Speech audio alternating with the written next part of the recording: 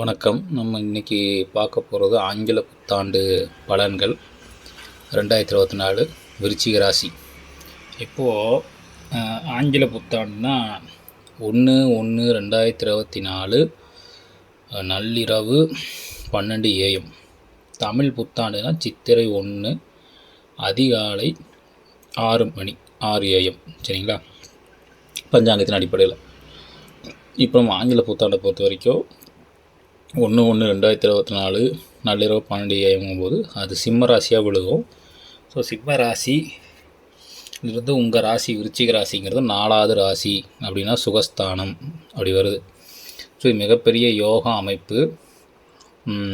ரெண்டாவது என்னென்னா, சந்திரன் விருச்சிகத்தில் நீசம் அப்படிங்கிற கணக்கு இருக்கு இல்லையா, எப்பயுமே அதை அப்படிலாம் எடுத்துக்கிறது தேவையில்லை. ஏன்னா சந்திரன் தன்னோட கடக வீட்டுக்கு 5வது வீடாக வரும். ஸோ நாடி விதிப்படி 1, 5, 9ங்கிறது ஒரே இடங்கிறத அர்த்தம். அதனால தான் சந்திரன் அங்கே நீச்சமாக இருந்தாலும் அது மறைமுகமாக ஆட்சி பலத்தோடு தான் இருக்கும். அதனால தான் விருச்சிக ராசியில் பிறந்தவங்க எல்லாத்துக்கும் அம்மா இல்லாமலாம் இல்லை, 70-80 வயசு வரைக்கும் இருக்கிறவங்க எத்தனையோ பேர் இருக்காங்க, தாயார். அதனால் விருச்சிக ராசிக்கு சந்திரன் நீசம் நம்ம எடுத்துக்க தேவையில்லை.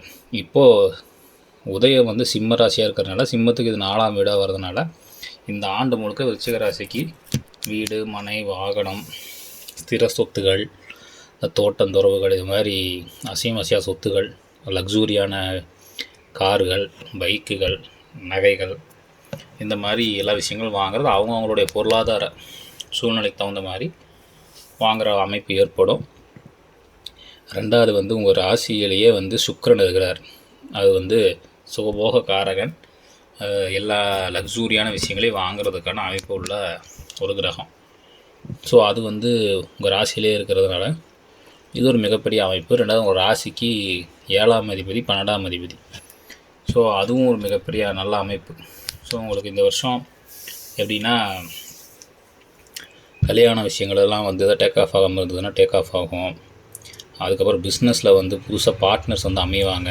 தொழில் டெவலப்மெண்ட் பண்ணணும்னு நினச்சிங்கன்னா அதில் புது பிஸ்னஸ் பார்ட்னர் சேருவாங்க. அதன் மூலமாக தொழில் டெவலப் ஆகும்.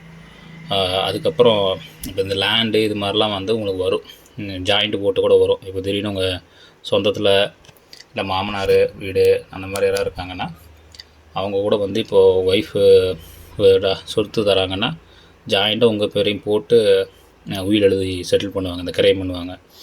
ஸோ இப்போ அந்த மாதிரி உங்களுக்கு ஜாயிண்ட்டாலாம் சொத்து கிடைக்கிறக்கான வாய்ப்புகள்லாம் இருக்குது. ஸோ இது இந்த ஆண்டு ஒரு நல்ல கம்ஃபர்டபுளான ஒரு சொஃபஸ்டிகேட்டடான ஒரு லைஃப் அப்படிங்கிறது இந்த வருஷம் விருச்சிக ராசிக்கு நல்லாவே இருக்குது. ஆனால் என்னென்னா, கொஞ்சம் சின்ன சின்ன இடர்பாடுகள் சனியோட 10ஆம் பார்வையினால் வரும், அவ்வளோதான். லைக் பண்ணுங்கள், ஷேர் பண்ணுங்கள், சப்ஸ்கிரைப் பண்ணுங்கள், கமெண்ட் பண்ணுங்கள். மிக்க நன்றி.